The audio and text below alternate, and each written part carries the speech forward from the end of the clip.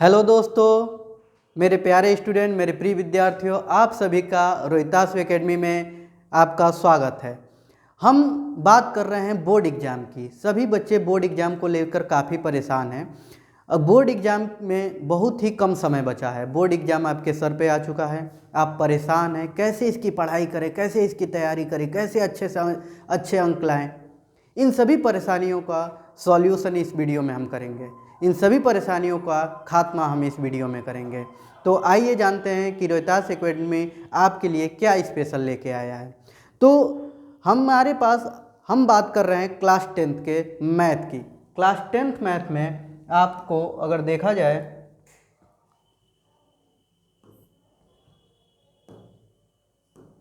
हाँ, class 10th में हम बात कर रहे हैं क्लास 10th की। किस क्लास की बात कर रहे हैं? क्लास 10th की। और सीबीएसई में क्लास 10th की बात कर रहे हैं। और क्लास 10th में आपका जो मैथ का एग्ज़ाम है, मैथ्स का एग्ज़ाम है वो है 10 मार्च को। जो मैथ का एग्ज़ाम है आपका कब है? 10 मार्च को। और इस मैथ के एग्ज़ाम में सभी बच्चे परेशान हैं कि कैसे अच्छे अंक लाएं, क्योंकि साल बीत गया, बहुत बच्चे ने अच्छे से पढ़ाई नहीं किया है। बहुत बच्चे पढ़ाई तो किए हैं लेकिन सिलेबस उनका कंप्लीट नहीं है। बहुत बच्चों को कई सारे प्रॉब्लम हैं। उन सभी प्रॉब्लम को कैसे सॉल्व किया जाए, कैसे दूर किया जाए, ये देखते हैं हम इस वीडियो में। अगर 10 मार्च की बात किया जाए तो आज आपका डेट है 10 जनवरी, 10 जनवरी। आज से अगर काउंट किया जाए तो आपको टोटल लगभग आपको 60 डेज मिल रहे हैं। कितने मिल रहे हैं? 60 डेज। तो हमारा 60 डेज सक्सेस प्लान हम लेके आए हैं आप लोग के लिए कि इन 60 दिनों में क्या करें, कैसे करें, किस तरीके से करें कि हमारे अच्छे से अच्छे अंक आ जाएं। तो 60 डेज प्लान की हम बात करेंगे। 60 डेज प्लान में क्या खास हम आपके लिए लेके आए हैं, क्या चीज़ें बेहतर कर सकते हैं इन 60 दिनों में, ये हम आपसे बात करने वाले हैं। तो 60 दिनों में क्या करने वाले हैं, तो देखते हैं कि क्या प्रॉब्लम है आपकी। तो सबसे बड़ी प्रॉब्लम होती है बच्चों को सिलेबस। बहुत ऐसे बच्चे हैं जिनका लेवल 0 है, किन्हीं बच्चों का लेवल 50 है, किन्हीं बच्चों का लेवल 80 है। तो हम 0 से 50 वाले की बात कर रहे हैं, जो 0 से जो एकदम बिगनर हैं, जो स्कूल लापरवाही से किए हैं, कोचिंग नहीं किए हैं, कहीं से पढ़े नहीं, और पढ़े भी हैं तो समझे नहीं हैं, फिर भी वो चाहते हैं कि इन 60 दिनों में कैसे अच्छे से अच्छे अंक लाएं। तो सबसे पहली रणनीति होती है कि अंडरस्टैंड आवर सिलेबस। पहला टॉपिक क्या होता है कि अपने सिलेबस को पहले देखें। आप लोग को अपना सिलेबस ही नहीं पता है, तो हम बात करेंगे अपने सिलेबस की कि सिलेबस आपका क्या है। तो आते हैं क्लास 10th के सिलेबस पे कि आपका क्लास 10th का सिलेबस क्या है। देखते हैं क्लास 10th का सिलेबस क्या है। ये देखिए, ये है आपका क्लास 10th का सिलेबस। तो सबसे पहला टॉपिक क्या है कि आप अपने सिलेबस को अच्छी तरीके से जानें, समझें, किस चैप्टर से कितने अंक के क्वेश्चन आते हैं, किसको पढ़ने से हमें सफलता आसानी से मिल सकती है, किसको पढ़ के हम ज़्यादा स्कोर कर सकते हैं, और किसको बिना छुए हमारा काम चल सकता है। तो सबसे पहले अगर हम सिलेबस की बात करें तो आपके सिलेबस में टोटल कितने चैप्टर हैं? 14 चैप्टर हैं। 1 2 3 4 5 6 7 8, ये टोटल कितने चैप्टर हैं? 14 चैप्टर हैं। और सबसे पहला चैप्टर है रियल नंबर। आपका पहला चैप्टर क्या है? Real number. ठीक है, आपका पहला चैप्टर क्या है? Real number. Second, polynomial, pair of linear equation, quadratic equation, arithmetic progression, coordinate geometry, triangle, circle, introduction to trigonometry, height and distance, area related to circle, surface area, volume. उसके बाद है आपका स्टैटिस्टिक्स एंड प्रोबेबिलिटी। तो हमारे साथ problem क्या है, हमारे बच्चों के साथ प्रॉब्लम क्या है कि वो ये नहीं समझ पा रहे हैं कि किन चैप्टर पे फोकस किया जाए, किन चैप्टर पे फोकस ना किया जाए। तो सबसे पहली बात हम बता रहे हैं कि आप लोगों को ये समझना होगा कि किन चैप्टर से ज़्यादा अंक के नंबर आ रहे हैं, ज़्यादा अंक आ रहे हैं, ज़्यादा स्कोर आप कर सकते हैं, और किन चैप्टर से कम अंक के क्वेश्चन आते हैं। तो पहले हम इस पे बात करते हैं कि किससे ज़्यादा नंबर के क्वेश्चन बनते हैं और किससे कम अंक के क्वेश्चन बनते हैं। अब देखिए कि अगर सीबीएसई की बात कर लें तो सीबीएसई के अकॉर्डिंग, ये देखिए सीबीएसई के अकॉर्डिंग आपका ये जो सिलेबस है उसको किस तरह से डिवाइड किया गया है, कैसे बांटा गया है, कितने नंबर किस में मिलेंगे। तो जो नंबर सिस्टम है आपका, जो नंबर सिस्टम है, नंबर सिस्टम आपका है 6 मार्क का, एलजेब्रा है आपका 20 मार्क का, कोऑर्डिनेट ज्योमेट्री है आपका 6 मार्क का, जियोमेट्री है आपका 15 मार्क का, ट्रिग्नोमेट्री है आपका 12 मार्क का, मेंसुरेशन है आपका 10 मार्क का, स्टैटिस्टिक्स एंड प्रोबेबिलिटी है आपका 11 मार्क का। मतलब ये आपके पास डेटा अवेलेबल है कि कौन सा चैप्टर आपको ज़्यादा पढ़ना है और कौन सा चैप्टर आपको कम पढ़ना है। लेकिन यहाँ पे सीबीएसई के अकॉर्डिंग, आपके एग्ज़ाम के अकॉर्डिंग आपके कुछ क्वेश्चन 1 मार्क्स के आते हैं, कुछ क्वेश्चन 5 मार्क्स के आते हैं, कुछ क्वेश्चन 4 मार्क्स के आते हैं। तो आपको ये देख के लग रहा होगा कि हमें अलजेब्रा पे फोकस करना होगा क्योंकि अलजेब्रा तो 20 मार्क्स का है, हमें ज्योमेट्री पे फोकस करना होगा, ज्योमेट्री तो 15 मार्क्स का है। क्योंकि आप जो ज़्यादा देख रहे हैं उस पर ज़्यादा फोकस करने की कोशिश करेंगे, लेकिन ऐसा नहीं है। इस तरह से अगर आप पढ़ेंगे तो आपके नंबर कम हो जाएंगे, क्योंकि अलजेब्रा एक वास्ट सिलेबस है, उसमें कई सारे चैप्टर्स हैं। उन चैप्टर की हम बात करेंगे, कौन कौन से चैप्टर हैं, क्या हैं, कैसे हैं। तो आइए आगे देखते हैं कि हमें पढ़ना क्या है, पेपर आता कैसे है और कम समय में अच्छी तैयारी कैसे करें। तो देखिए, अगर कम समय में अच्छी तैयारी करना है तो आप हमसे जुड़ जाइए और जो चीज़ें आपको अच्छी लग रही हैं उसे फॉलो कीजिए, ठीक है। ये देखिए, अगर हम बात करें तो हमने आपको टोटल 14 चैप्टर, और आपके पास समय कितने हैं, आपके पास है 14 चैप्टर। कितने चैप्टर हैं? 14 चैप्टर्स।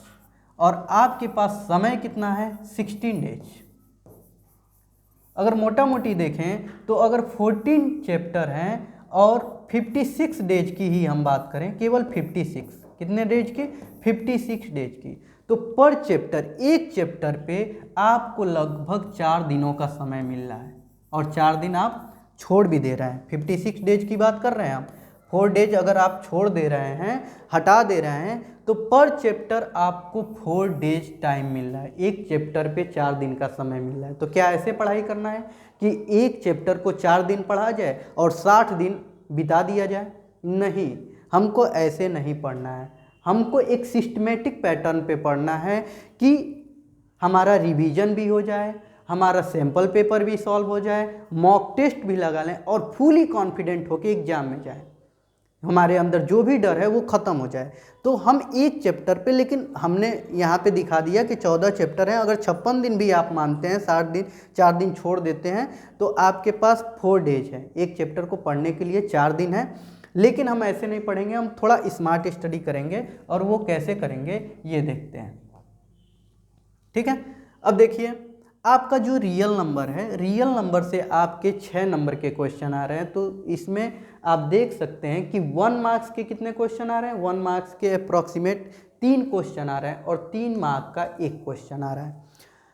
पॉलिनोमियल से 1 मार्क का केवल 1 ही क्वेश्चन आता है, और 3 मार्क्स के 1 क्वेश्चन आते हैं। इस तरह पॉलिनोमियल से आपका कितने नंबर का क्वेश्चन आ रहा है? तो पॉलिनोमियल से आपका 4 मार्क का क्वेश्चन आ रहा है। अगर पेयर ऑफ लीनियर इक्वेशन की बात करें तो पेयर ऑफ लीनियर इक्वेशन से आ रहा है 1 मार्क का 1 क्वेश्चन, 2 मार्क का 1 क्वेश्चन, 3 मार्क 1 क्वेश्चन, मतलब 6 मार्क। आपका पेयर ऑफ लीनियर इक्वेशन से कितने मार्क का क्वेश्चन आ रहा है? 6 मार्क का क्वेश्चन आ रहा है। क्वाड्रेटिक इक्वेशन से, अगर क्वाड्रेटिक इक्वेशन से देखा जाए तो इससे भी 6 मार्क के क्वेश्चन आ रहे हैं। तो अगर इस पूरे टेबल को देखा जाए तो आपको ये समझ में आ रहा होगा कि 1 मार्क्स से कितने क्वेश्चन बन रहे हैं, किस चैप्टर से बनने की संभावनाएं ज़्यादा हैं। तो क्या अगर देखा जाए इस टेबल को देख के, तो आप लोग 1 मार्क के लिए मेहनत करेंगे या 6 मार्क्स के लिए, 5 मार्क्स के लिए, 4 मार्क्स के लिए मेहनत करेंगे?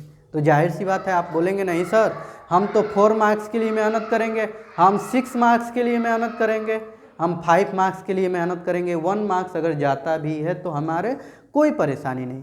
तो अगर इस हिसाब से देखा जाए तो हम बात करते हैं केवल 4 मार्क्स के क्वेश्चन की, 5 मार्क्स के और 4 मार्क्स के क्वेश्चन की। यहाँ देखिए, अगर अर्थमेटिक प्रोग्रेशन की बात करते हैं, किसके, अर्थमेटिक प्रोग्रेशन से, तो एक क्वेश्चन आपका 4 मार्क्स का आता है। अर्थमेटिक प्रोग्रेशन से एक क्वेश्चन 4 मार्क्स का आता है। अगर कोऑर्डिनेट ज्योमेट्री की बात करें तो कोऑर्डिनेट ज्योमेट्री से एक क्वेश्चन 4 मार्क्स का आता है। क्वाड्रेटिक इक्वेशन से एक क्वेश्चन 5 मार्क्स का आता है। और ये हो गया आपका कोऑर्डिनेट ज्योमेट्री। ट्रायंगल से 5 मार्क्स के क्वेश्चन आते हैं।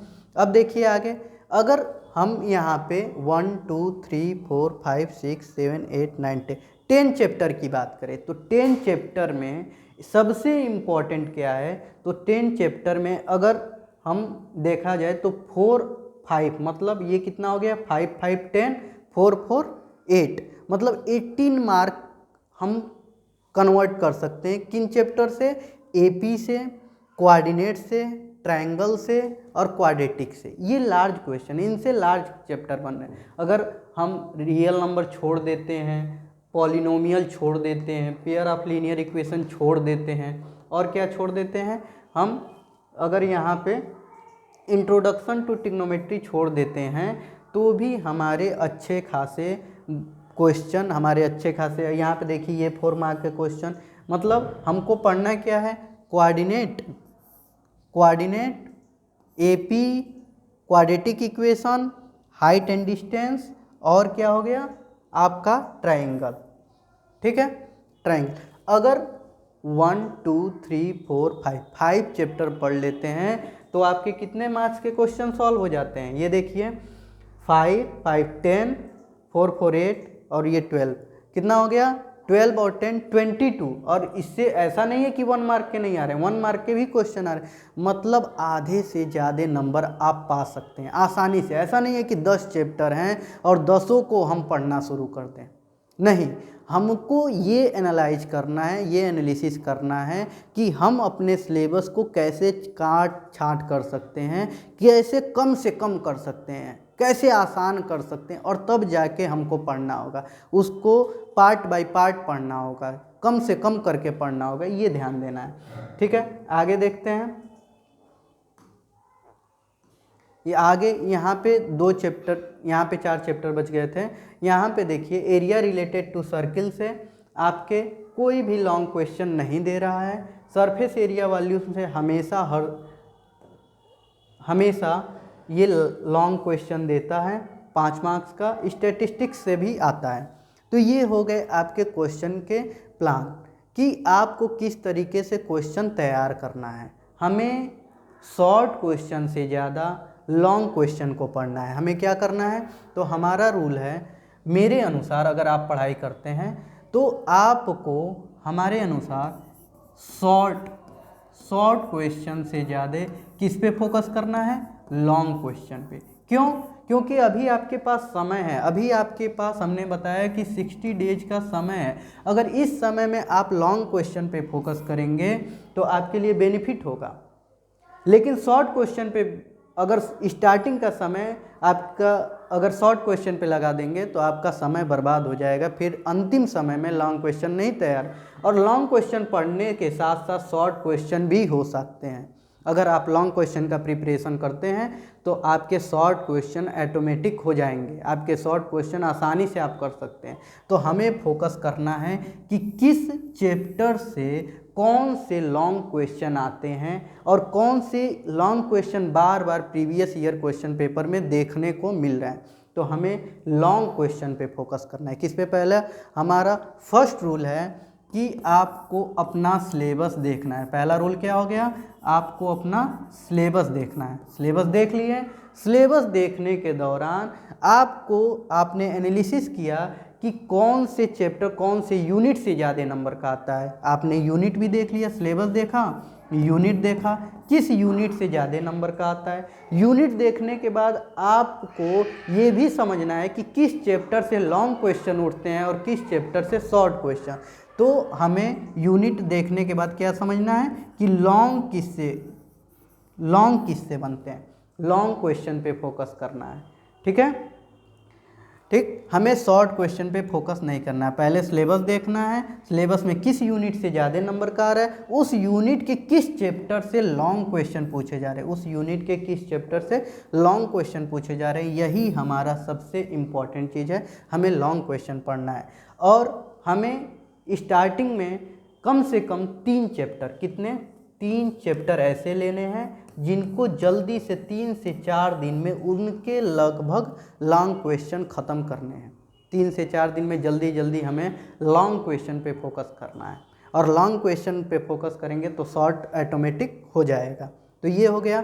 उसके बाद आपको क्या करना है, लेकिन जब आप ये पढ़ेंगे तो आपने सिलेबस देख लिया, लॉन्ग क्वेश्चन देख लिया, तो आपको स्टडी मटेरियल चाहिए। तो स्टडी मटेरियल के लिए भी क्या ज़रूरत है, लॉन्ग क्वेश्चन के लिए स्टडी मटेरियल हम इसलिए कह रहे हैं कि स्टडी मटेरियल ये तो मान लेते हैं आपके पास नहीं होगा, आपके पास, जैसे हम मान ले रहे हैं कि अगर आपकी पढ़ाई स्टार्टिंग है तो आपने सिलेबस समझ लिया, आपने नंबर समझ लिया, लेकिन आपके पास स्टडी, आपने कहा सर स्टडी मटेरियल है नहीं, हमारे पास स्टडी मटेरियल नहीं है, तो स्टडी मटेरियल कैसे बनाएंगे, तो जिन चैप्टर से लॉन्ग क्वेश्चन आ रहे हैं, ज़्यादा नंबर के क्वेश्चन आ रहे हैं, जैसे सपोज कीजिए कि हमारे लॉन्ग क्वेश्चन आ रहे हैं आपका एपी से, तो हमने एपी के लॉन्ग क्वेश्चन को पढ़ना है। आज हमारा टारगेट क्या है, आज का एपी के लॉन्ग क्वेश्चन को पढ़ना है। तो एपी के लॉन्ग क्वेश्चन को पढ़ने के लिए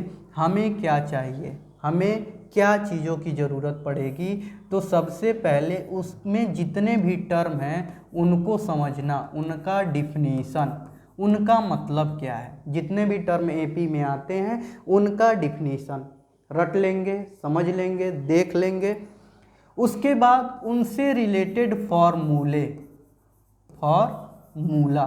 हमको फॉर्मूलों को क्या करना है, हमको बुक उठानी है और बुक उठा के जो भी फॉर्मूले हैं, मान लीजिए एपी के एनसीईआरटी में 5-6 जितने भी फॉर्मूले हैं, 1 2 3 4 5 जो भी फॉर्मूले हैं उनको लिख लेना है।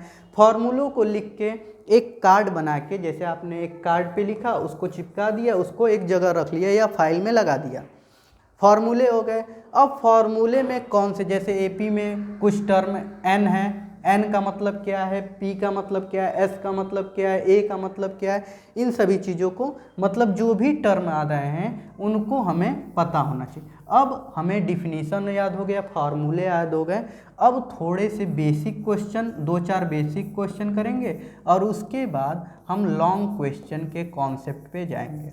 तो ये काम करना है, ऐसे आपका एपी तैयार हो जाएगा। जब लॉन्ग क्वेश्चन पे फोकस करेंगे तो उसके पीछे आपको बेसिक भी थोड़ा पढ़ लेंगे, फॉर्मूले भी पढ़ लेंगे, डिफिनीशन भी पढ़ लेंगे, एक लॉन्ग क्वेश्चन, तो इस तरह आपका एपी आपका ख़त्म हो जाएगा। इसी तरह क्वाड्रेटिक इक्वेशन से हम बात कर रहे हैं, क्वाड्रेटिक इक्वेशन की, तो यहाँ पे देख सकते हैं कि देखिए हमने कैसे समराइज किया।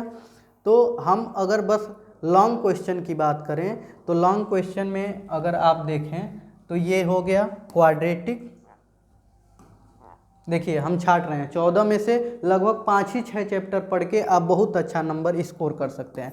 क्वाड्रेटिक, अर्थमेटिक, क्वाड्रेटिक हो गया, अर्थमेटिक हो गया, कोऑर्डिनेट हो गया, और उसके बाद नीचे के 2 चैप्टर हैं, अगर देखा जाए 3 चैप्टर इधर हो गए, अगर इधर के सरफेस एरिया वॉल्यूम, स्टैटिक्स और एरिया रिलेटेड टू सर्किल, ठीक है, या सरफेस एरिया वॉल्यूम, स्टैटिक्स, अगर 5 चैप्टर पढ़ते हैं तो भी आपके 30-35 नंबर आसानी से आ सकते हैं। अब इसके बाद धीरे धीरे हम अपने चैप्टर को इंक्रीज करेंगे, अपना रिवीजन टेक्निक इंक्रीज करेंगे, तब जाके हमारे नंबर ज़्यादा आएंगे। एक बार यहाँ पे मोटा मोटी फोकस करते हैं कि किस चैप्टर से यहाँ पे लॉन्ग क्वेश्चन ज़्यादा, मतलब किस चैप्टर वाइज। यहाँ पे तो आपको यूनिट वाइज आपको नंबर दिख गया, यहाँ पे आपको चैप्टर वाइज भी हम नंबर बता दे रहे हैं कि चैप्टर वाइज किस से नंबर ज़्यादा आते हैं। तो रियल नंबर से अगर हम बात करें तो 6 नंबर के क्वेश्चन आते हैं, पॉलिनोमियल से बात करें तो 5 नंबर के क्वेश्चन आते हैं, लीनियर इक्वेशन 2 वेरिएबल से बात करें तो 6 नंबर के आते हैं, क्वाड्रेटिक इक्वेशन से बात करें तो 4 नंबर के क्वेश्चन आते हैं, इससे 5 नंबर के क्वेश्चन आते हैं, इससे 8 नंबर के, इससे ट्रायंगल से 8 नंबर के आते हैं, कोऑर्डिनेट से 6 नंबर के आते हैं। सर्किल से आपके 7 मार्क्स के क्वेश्चन आते हैं। ट्रिग्नोमेट्री से आपके 7 मार्क के क्वेश्चन आते हैं। हाइट एंड डिस्टेंस से आपके 5 नंबर के क्वेश्चन आते हैं। एरिया रिलेटेड टू सर्किल से आपका 5 और सरफेस एरिया वॉल्यूम 5, स्टैटिस्टिक्स से आपके 5 और इससे 6।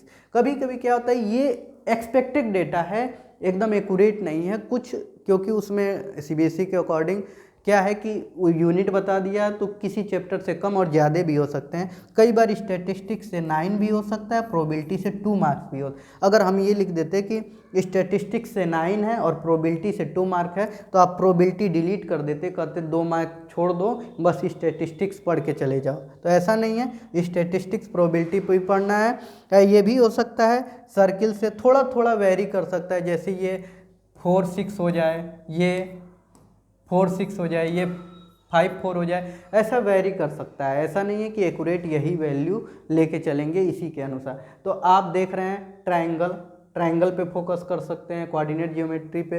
तो आप जिस चैप्टर से लॉन्ग क्वेश्चन बन रहे हैं उन पे फोकस कीजिए। हमने क्या कहा, क्वाड्रेटिक से लॉन्ग बनते हैं, एपी से लॉन्ग बनते हैं, कोऑर्डिनेट से लॉन्ग बनते हैं, और हाइट एंड डिस्टेंस से अच्छे क्वेश्चन बनते हैं। एरिया रिलेटेड टू सर्किल से सरफेस एरिया इसके हटा दीजिए। एरिया रिलेटेड टू सर्किल अगर हटा भी दे रहे हैं तो आप सरफेस एरिया वॉल्यूम स्टैटिक्स, मतलब 5 चैप्टर अगर आप लेके चल रहे हैं तो आप अच्छे नंबर, तो पहले हम 5 चैप्टर पे फोकस करेंगे, उसके बाद धीरे धीरे आगे बढ़ेंगे। तो ये हो गया। अब यहाँ पे समस्या ये है कि सर कि टिप्स बता दीजिए कि पढ़ाई कैसे करते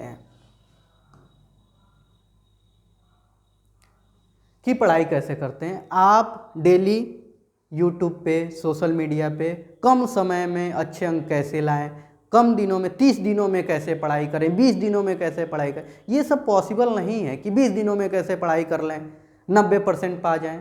ये सब बहलाने की कोशिश मत कीजिए, इन सब चीज़ों से दूर रहिए। किसी भी एक टीचर को जिसकी बात आपको समझ में आ रही है, उस टीचर का जो भी चैनल हो, जो भी तरीका हो, जिस माध्यम से भी आप जुड़ना चाहते हो, उस टीचर से जुड़ जाइए। कब तक?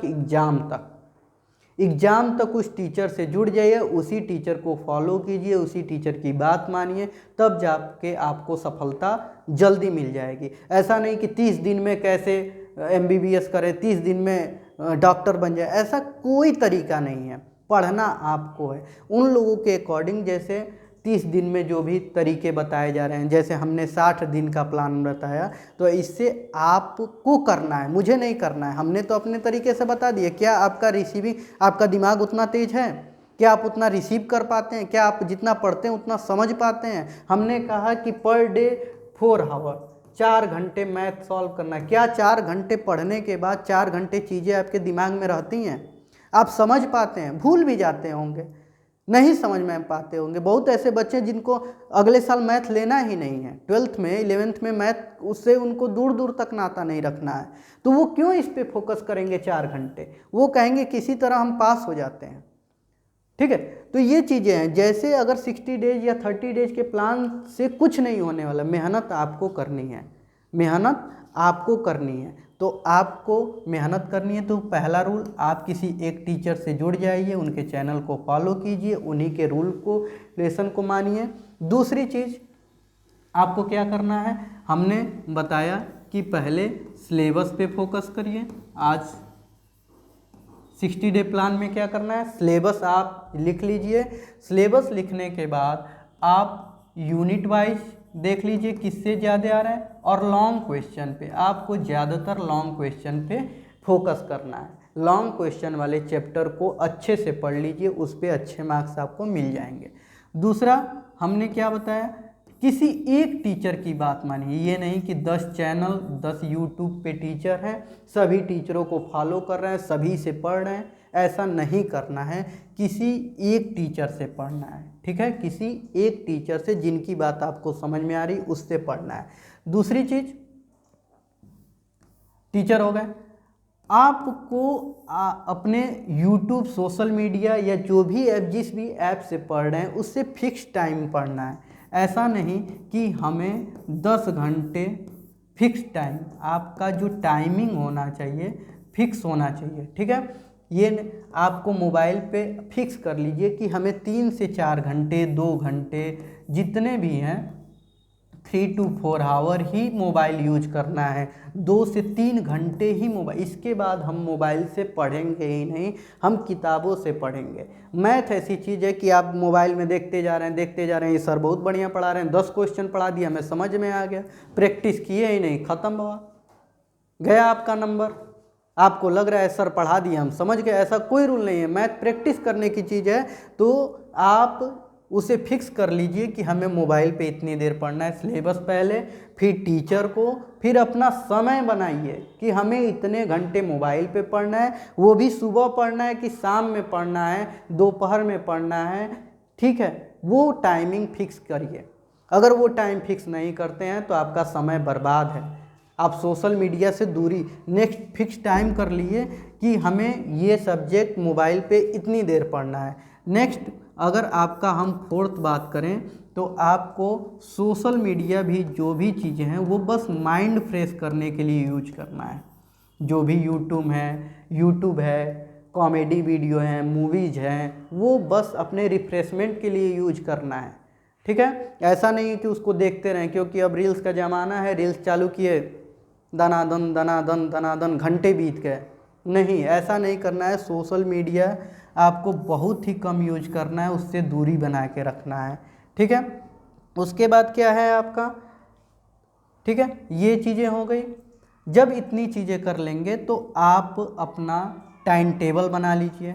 फिफ्थ चीज़ क्या करना है, अपना टाइम टेबल बना लीजिए कि हमें कब कौन सी चीज़ें पढ़नी है और कौन सी चीज़ें नहीं पढ़नी है। पूरा एक 60 दिनों का फिक्स टाइम टेबल बनाइए। जैसे हम आपको टाइम टेबल अवेलेबल करा सकते हैं, लेकिन नहीं करा रहे हैं क्योंकि आप अपने रूटीन, कोई दिन में पढ़ता है, कोई रात में पढ़ता है, कोई रात्रिचर है, कोई दिनचर है, तो हम नहीं चाहते हैं कि आप मेरे अनुसार एडजस्ट करें। आप अपने अनुसार समय को बाधित करें कि हमें कब पढ़ना है, कब उठना है, कब सोना है, तो एक टाइम टेबल बना लें। जब इतनी चीज़ें हो जाएं तब आपका नेक्स्ट काम है कि आप, जो छठी बात है आपका, get right study material. Get the right study material, आपको सही स्टडी मटेरियल चुनना है। तो स्टडी मटेरियल बहुत जगहों से मिल सकते हैं, अगर नहीं मिल रहा है तो आप नोट्स बनाना शुरू कर दीजिए। Per day 1 page, 2 page, 3 page आप खुद से नोट्स बनाइए। नहीं तो अगर आप जिस टीचर को फॉलो कर रहे हैं उस टीचर से अगर आपको नोट्स मिल जा रहे हैं तो आप वो नोट्स ले सकते हैं, ठीक है। फिर आपको स्टडी प्लान बनाना है कि आपका स्टडी प्लान क्या है, स्टडी प्लान बनाना है, ठीक, आपको अपना स्टडी प्लान बनाना है। नेक्स्ट क्या करना है, इतनी चीज़ें, सिलेबस, टीचर, फिक्स टाइम, आपको 1 से 2 घंटे पढ़ने हैं, सोशल मीडिया से दूरी बनानी है, टाइम टेबल फिक्स करना है, get right study material, study plan आपको फोकस करना है। उसके बाद जो मैथ है, मैथ में क्या होता है, मैथ में प्रैक्टिस बहुत मायने रखता है। क्या है कि प्रैक्टिस, आपको प्रैक्टिस करते रहना है, प्रैक्टिस रेगुलरली, ठीक है। प्रैक्टिस करने के बाद जब आपको 10 से 15 दिन में, जैसे आज आपने एपी स्टार्ट किया या क्वाड्रेटिक इक्वेशन, आपने क्या स्टार्ट किया, क्वाड्रेटिक इक्वेशन, तो क्वाड्रेटिक इक्वेशन स्टार्ट किया, 2 से 3 दिन इस पर मेहनत किए, तो तीसरे दिन, इसके लास्ट दिन, जो तीसरा दिन है, उस दिन इसके प्रीवियस ईयर क्वेश्चन को सॉल्व करिए। क्या करिए, PYQ, प्रीवियस ईयर क्वेश्चंस को सॉल्व करना है आपको। प्रीवियस ईयर क्वेश्चन को कई बार सॉल्व करना है, एक बार नहीं, 3 दिन किए, तीसरे दिन के बाद चौथे दिन किए, 5वें दिन किए, मतलब रेगुलर टाइम इंटरवल पे प्रीवियस ईयर क्वेश्चन करने हैं, ठीक है। और जैसे मान लीजिए आज 10 तारीख है, 10 से 13 तारीख तक आपने क्वाड्रेटिक पढ़ा, इसके बाद आपको छोड़ना नहीं है, उसको डेली 15 मिनट जब भी आप नए चैप्टर की शुरुआत कर रहे हैं तो उसके पहले समय समय पे 15 मिनट 20 मिनट क्वाड्रेटिक को फिर से पढ़ना, नहीं तो आप चीज़ें भूल जाएंगे, सारी चीज़ें ख़त्म हो जाएंगी। ये नहीं कि 10 से 13 आप क्वाड्रेटिक पढ़ लिए, 13 से 15 आप एपी पढ़ लिए, 15 से 17 आप ट्रायंगल पढ़ लिए, उसके बाद चीज़ें भूलते जा रहे हैं। नहीं, उनका रिवीजन भी बहुत ज़रूरी है। तो आपको रिवीजन करते रहना है, आपको एक टाइम फिक्स करना है कि हम इस दिन जो पीछे के चैप्टर पढ़ चुके हैं उनका रिवीजन भी करना है।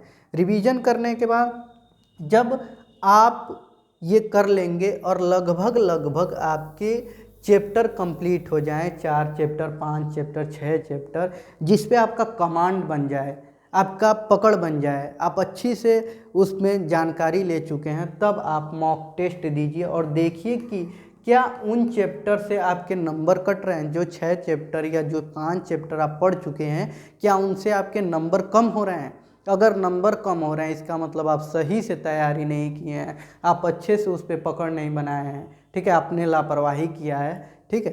तो आपको मॉक टेस्ट लगाना होगा, ठीक।